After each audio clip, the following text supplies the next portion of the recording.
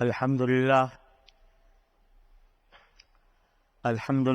رب العالمين، والصلاة والسلام على سيدنا ومولانا محمد خاتم النبيين وعلى آله وأصحابه أجمعين وعلى كل من تبعهم بإحسان إلى يوم الدين.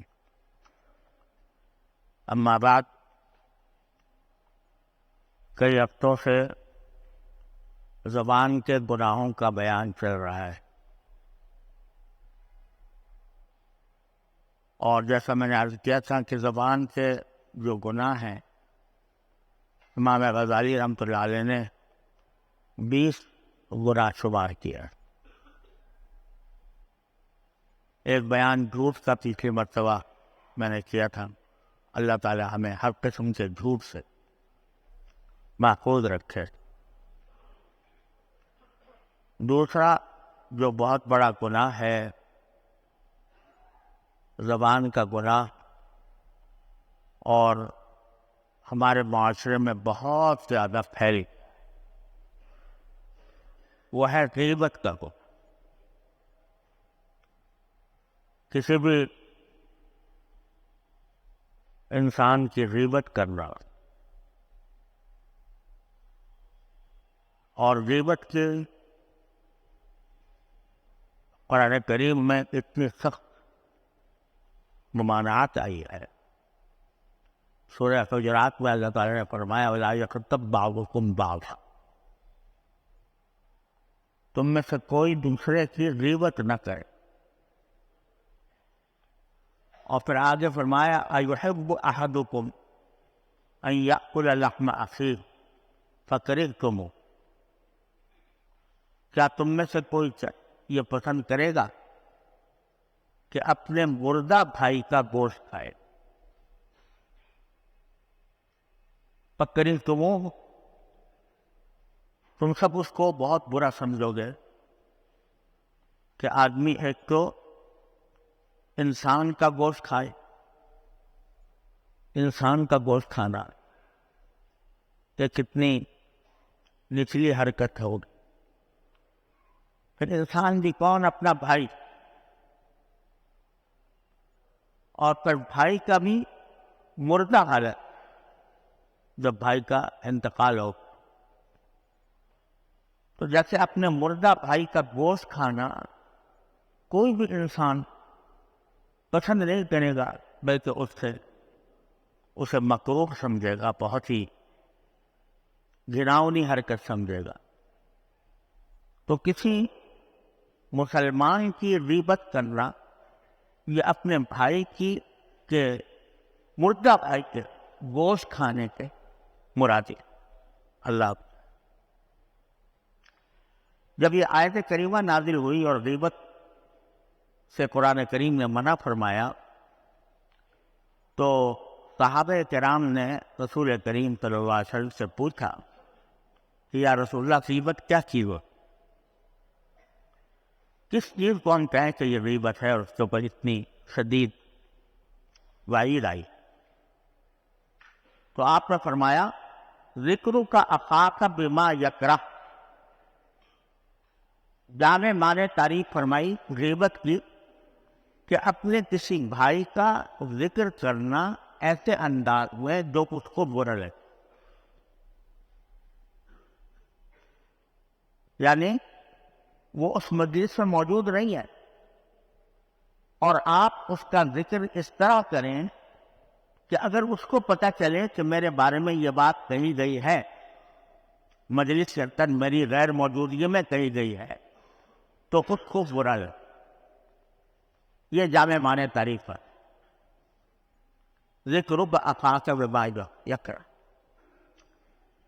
حضرات صحابہ کرام رضی اللہ تعالیٰ عنہ اجمعین نے پوچھا کہ یا رسول اللہ، اگر ہم اس کی کسی ایسی بات کا تذکرہ کریں جو باقی اس کے اندر ہے، کوئی اس کا ایسا عیب بیان کریں جو باقی اس کے اندر موجود، تو کیا یہ بھی غیبت ہوگا؟ تو آپ نے فرمایا ہاں، اگر تم کوئی ایسے عیب کا بیان کر رہے ہو جو عیب اس کے اندر واقعتاً موجود ہے، تب تو یہ غیبت.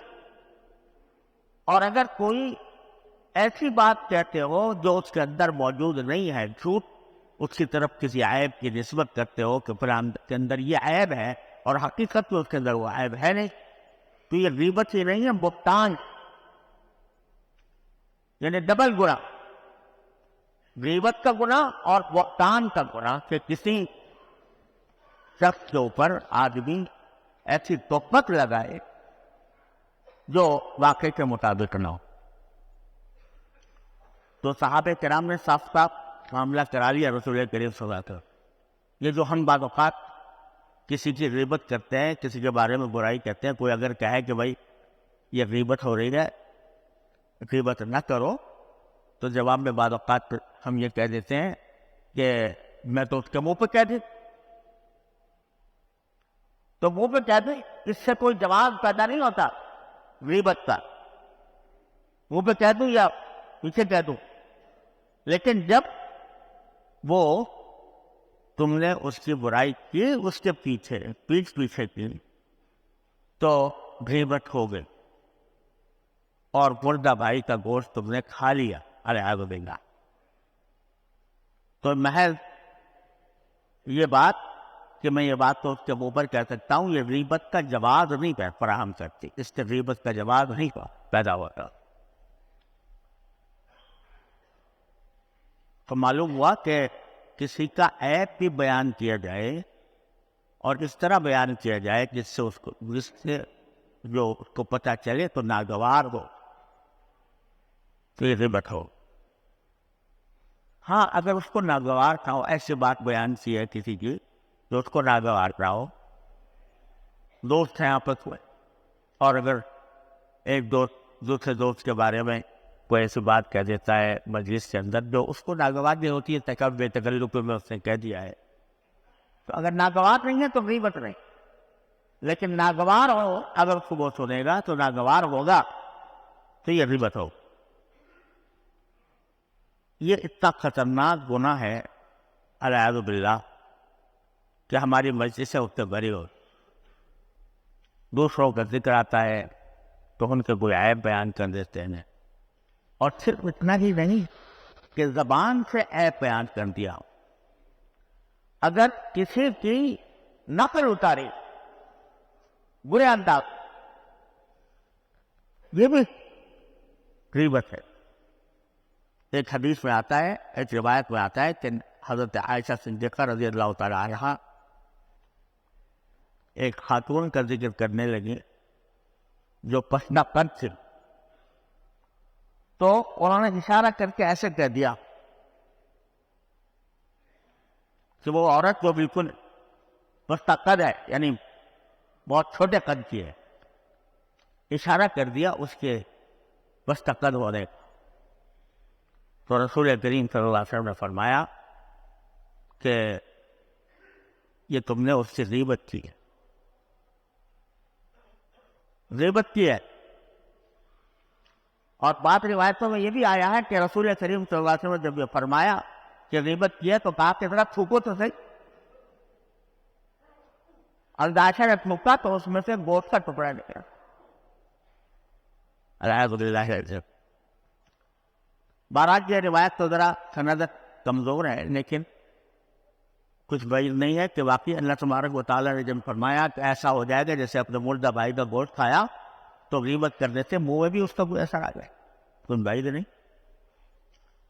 تو نقل اتارنا، مذاق اڑانا اس انداز میں کہ اگر اس کو پتہ چلے تو اس کو ناگوار ہو کہ بھائی میری مجلس کے اندر میری توہین کی گئی ہے، میری بے عزتی کی گئی ہے، تو یہ بڑا سنگین برا ہے. ایک مرتبہ میں نے اس کے اوپر کئی مضامین لکھے اور کئی بیانات میں اس کا ذکر کیا، تو ایک صاحب کا میرے پاس خط آیا کہ آپ نے تو غیبت کو ناجائز قرار دے کر، حرام قرار دے کر ہماری ساری مجلسوں پر لطف غارت کر دیا. ہماری تو مجلسیں آباد اس سے ہوتی، مزہ نہیں آتا مجلس کے اندر اگر کسی کی غیبت نہ ہو، تو آپ اتنا سخت رویہ اختیار کر رہے ہیں کہ جس سے ہماری مجلسوں کا لطف ختم ہو۔ اب اس اللہ کے بندے سے میں نے عرض کیا کہ یہ مجلس کا لطف اس وجہ سے آ رہا ہے کہ دوسروں کی غیبت ہو رہی، اگر کوئی آپ کی کرے، اگر کوئی آپ کی کرے اور آپ کو برا کہے، آپ کی نقل اتارے، آپ کا مذاق اڑائے اپنے مجلس میں، پھر بھی لطف آئے گا، وہ بھی اپنے لطف کے لیے کر رہا ہے، لیکن آپ کو کیوں نہ بڑا ہوگا پھر کہ میری اس طرح تذکرہ کیا؟ تو اتنا سنگین گناہ ہے۔ اور ایک حدیث میں یہ بھی مروی ہے کہ الغیبۃ اشد من الزنا، غیبت زنا سے بھی زیادہ بدتر چیز ہے، اس لیے کہ زنا ایک ایسا گناہ ہے کہ اگر کوئی اللہ کا بندہ، اللہ تعالیٰ محفوظ رکھے مسلمان کو، لیکن اگر کبھی مبتلا ہو گیا کوئی شخص تو اس کا تدارک آسان ہے، کچھ دن سے جس دن بھی توبہ کر دے گا اللہ تبارک و تعالیٰ کے بارگاہ میں، یا اللہ مجھ سے بہت بڑا گناہ ہو گیا، اے اللہ مجھے معاف فرما دے، آئندہ نہیں کروں گا، کہہ دے گا اللہ تعالیٰ معاف کر، ان اللہ یغفر الذنوب جميعا والذین فعلوا فاحشة او ظلموا انفسهم ذکروا اللہ فاستغفروا لذنوبهم ومن یغفر الذنوب الا اللہ ولم يصروا على ما فعلوا وهم يعلمون۔ قرآن کریم کہتا ہے اگر کسی سے کوئی بے حیائی کا کام سرزد ہو گیا اور پھر وہ اللہ کو یاد کر کے اللہ سے معافی مانگ لے تو اللہ تعالیٰ سارے گناہوں کو معاف کرتے ہیں۔ لیکن غیبت کا معاملہ یہ ہے کہ اس کا تعلق ہے بندے کے حقوق، آپ نے جس کی غیبت کی اس کی بے عزتی، اس کی توہین کی،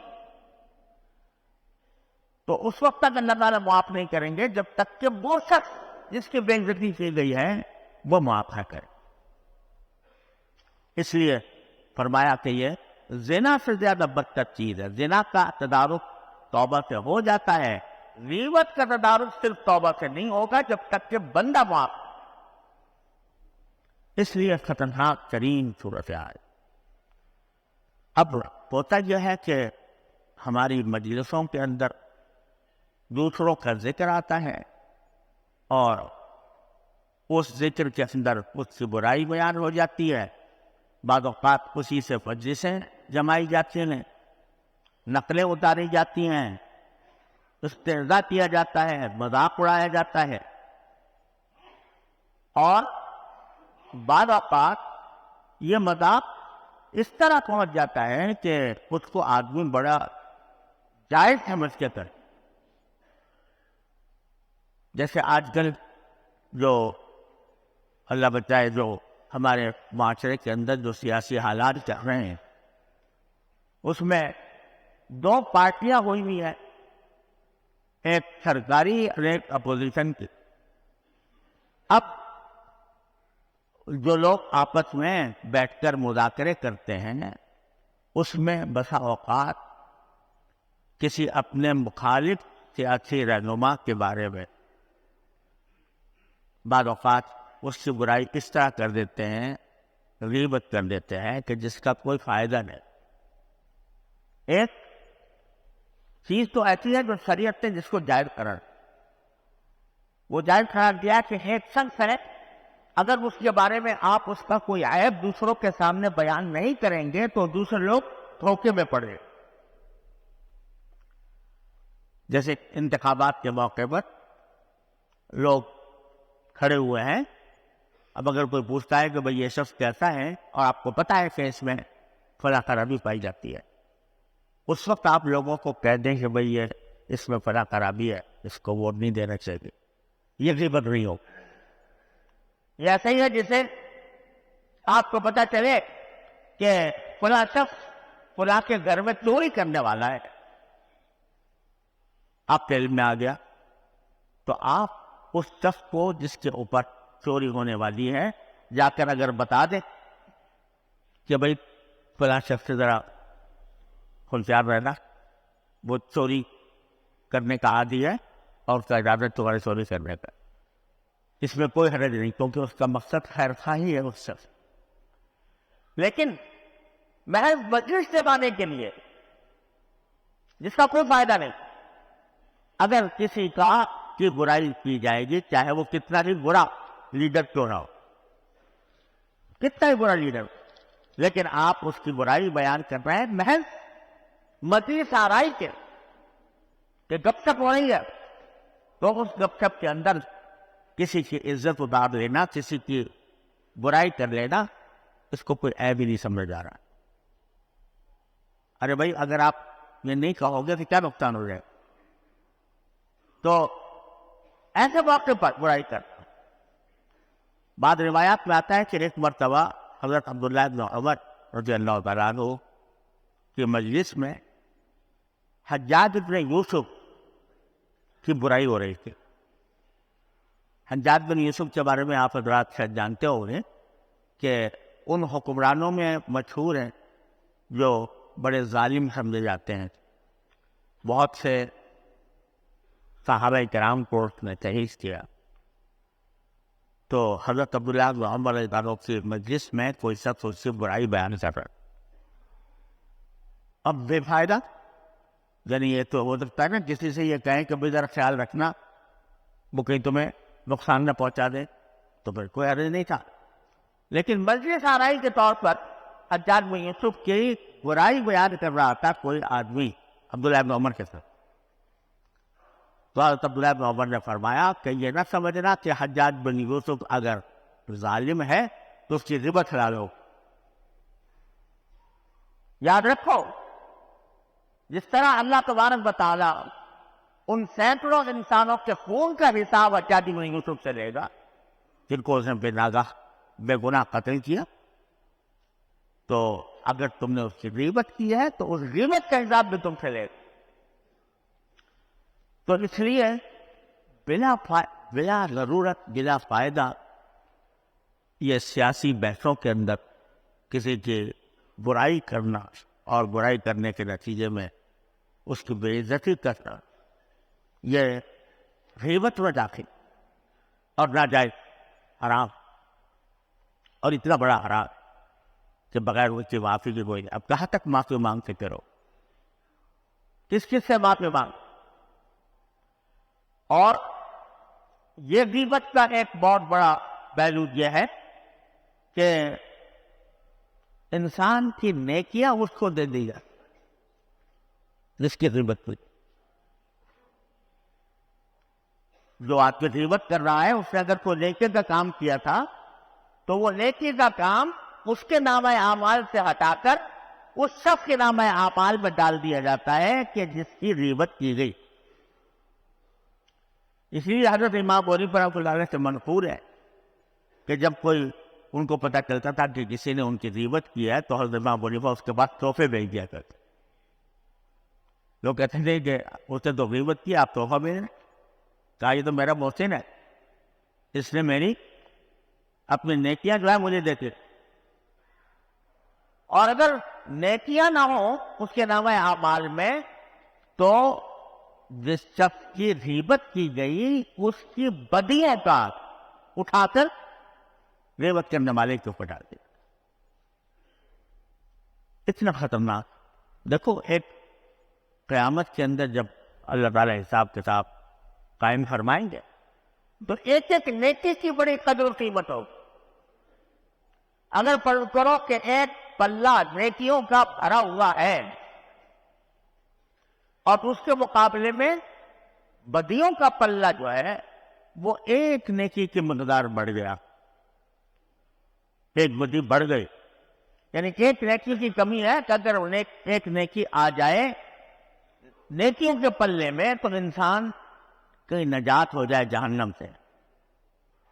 اور اگر ایک نیکی بھی نہ ہو، ایک نیکی کی کمی رہ گئی تو اللہ بچائے جہنم میں جانا پڑے. وہاں کی کرنسی یا نیکیاں ہوتی. تو ایک ایک نیکی کی قدر و قیمت ہے. اور حدیث میں ذکر آیا ہے ایک شخص کا کہ جس کے بعد ایک نیکی کی کمی رہ گئی، جب حساب کتاب ہوا تو ایک نیکی کی کمی رہ گئی صرف. اب وہ ڈھونڈتا پھر رہا ہے لوگوں کے کہ بھائی کوئی مجھے ایک نیکی دے دو، ایک نیکی دے دو. کہتے ہیں جی ہمارا اپنا ہی حساب کتاب جو ہے وہ ہمیں اس کا حساب کتاب درپیش سے ہم کہاں سے تمہیں نیکی دیں. کسی کو نیکی مل نہیں رہی تھی، پریشان پھر رہا تھا. ایک آدمی کے پاس گیا، اس نے کہا بھائی میرے پاس ایک ہی نیکی ہے، وہ تم لے لو. یعنی میرے نام اعمال میں اور کوئی نیکی نہیں ہے، ایک ہے بس. تو مجھے وہ ایک نیکی کہاں پہنچائے گی؟ جہاں جنت پہ پہنچا دے گی. لو تمہیں دے دیتا ہوں، تم لے جاؤ. تو جب وہ خوش ہو جاتا ہے کہ وہ اپنی نیکیاں میری بڑھ گئی، تو پھر اللہ تعالیٰ نکتہ نواز ہے. اس نے کہا چلو تمہارے ساتھ اس نے نیکی کی ہے، ایک نیکی دی، چلو میں نے اس کو بھی بخش دی. تو نیکی ایسی چیز ہے کہ ایک ایک نیکی کی قدر و قیمت ہے. تو اگر اچھا خاصا نیکی کرنے والا تھا اور غیبت کی وجہ سے نیکیاں اٹھا کر دوسرے کے پلے میں ڈال دی گئی، اس کا پلہ ہلکا پڑ گیا، تو اللہ بچائے جہنم کے سامنے ہے. لہذا یہ اتنی سنگین چیز ہے، تم اس سے اپنی حفاظت کرنا بڑا ضروری. اپنی مجلسوں کو غیبتوں سے پاک کرنا بڑا ضروری. یہ ایک طرف تو اللہ تبارک و تعالیٰ کو ناراض کرتی ہے اور بہت بڑا سنگین گناہ انسان کے نام اعمال میں بڑھ جاتا ہے. دوسری طرف اس سے جھگڑے پیدا ہو، نفرتیں پیدا ہو، ایک دوسرے کے خلاف دل میں جذبات ابھرتے ہیں، کینہ اس سے پیدا ہوتا ہے، بغض اس سے پیدا ہوتا ہے، اور لڑائی جھگڑے اس کی وجہ سے ہوتے. تو اللہ تبارک و تعالیٰ نے سارے دروازے بند کرنے کا حکم دیا ہے جو انسانوں کو نفرتوں کے سمندر میں لے کے ڈال. ان کو ہاں اگر کسی کی برائی تمہیں پتہ چلی ہے اور تم اس کی خیرخواہی چاہتے ہو تو اس کو نرمی کے ساتھ تنہائی میں سمجھا دو کہ بھائی تمہاری یہ بات معلوم ہوئی ہے، یہ خطرناک بات ہے، اس سے اپنے آپ کو محفوظ رکھو. یا کسی ایسے بڑے کو پہنچا دو جو اس کی اصلاح کر سکتا ہو. لیکن ایسے بطور تفریح ہے اپنی مجلسوں کے اندر ذکر کرنا، یہ بڑی خطرناک چیز ہے. اللہ تعالی ہماری آپ کی حفاظت فرمائے. آگے میں تھوڑا سا چاہتا ہوں کہ اس غیبت کے کیا اسباب ہوتے، کیوں ہم غیبت ہیں، اور ان اسباب کو کس طرح ختم کیا جاتا. اس پر انشاءاللہ بیان کرنے کا ارادہ ہے، مگر اب وقت ختم ہو گیا ہے. اللہ تعالی نے زندگی عطا فرمائی تو انشاءاللہ اگلے جمعہ میں اس کی تفصیل کروں گا. واقع تعالیٰ الحمد للہ رب العالمین.